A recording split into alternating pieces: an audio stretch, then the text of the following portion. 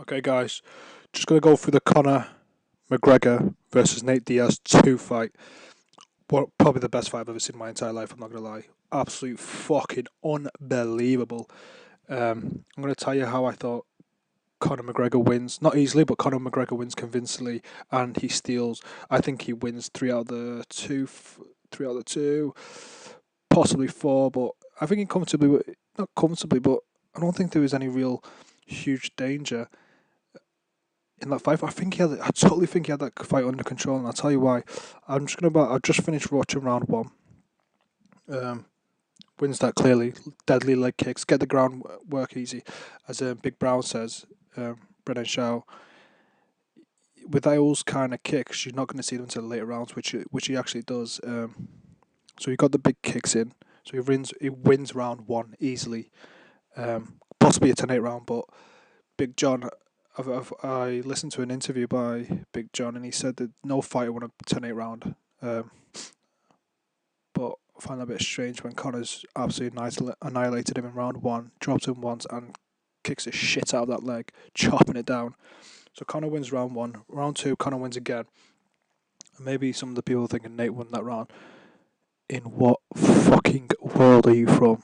Connor easily wins that round. And I'll tell you how.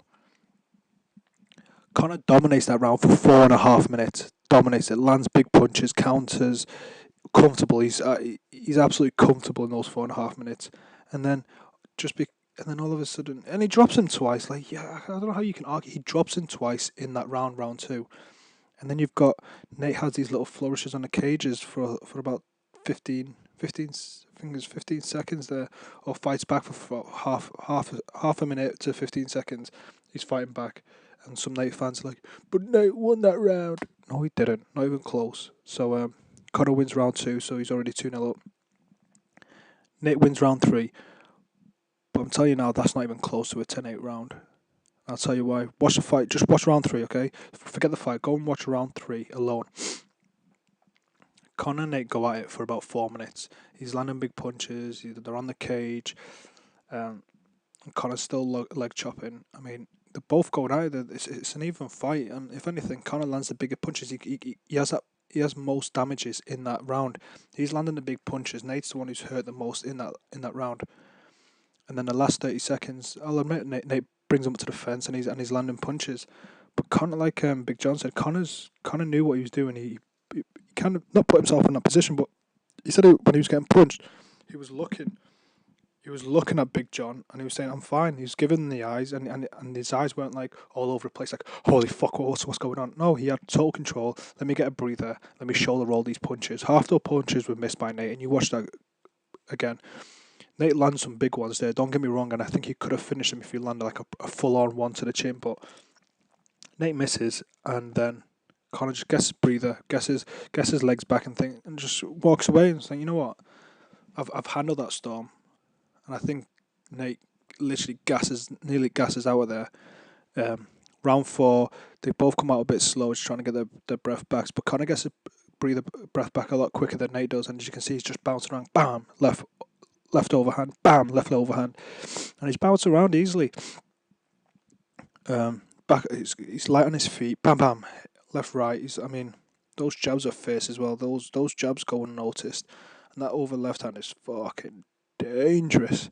And then you can see Nate isn't moving around so quick, so Connor's like running around the ring because let me get my breather. I've won this round. Bam, bam. Have a couple of those punches, and I'll run around.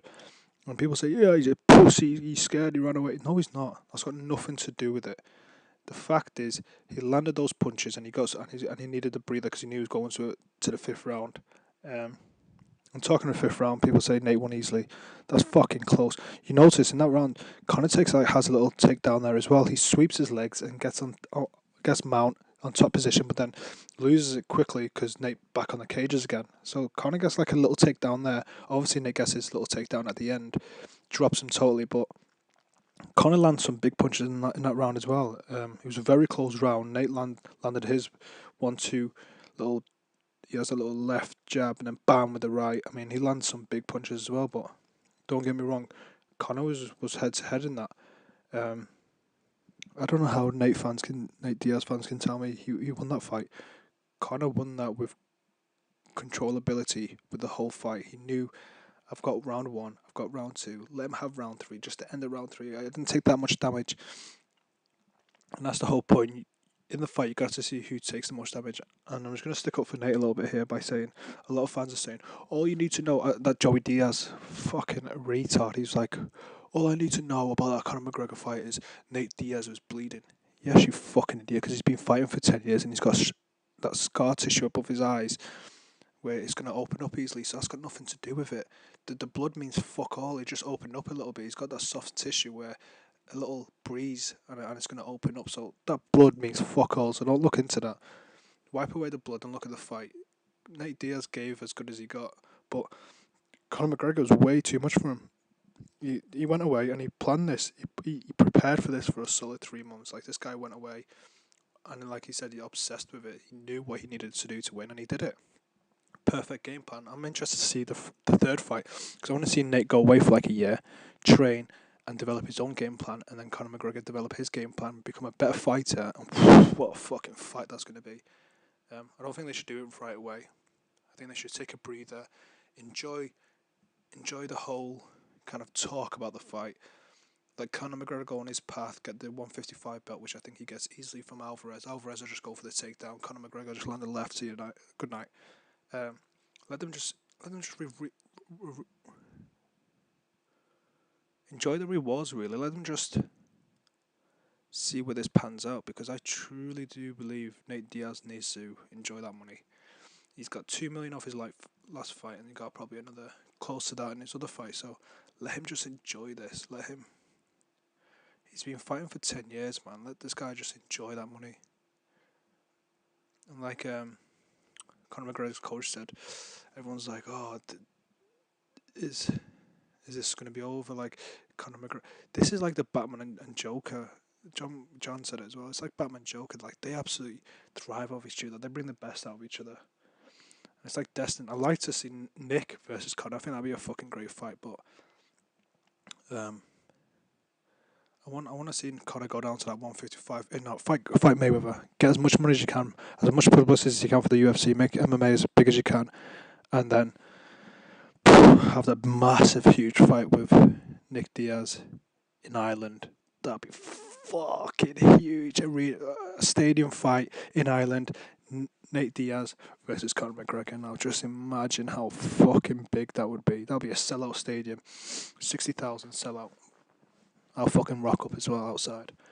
That'd be absolutely huge. But yeah, Conor McGregor easily wins that fight, and you'd be deluded as fuck to think he doesn't win that fight. So that's my kind of review on the Conor McGregor versus Nate Diaz 2 fight.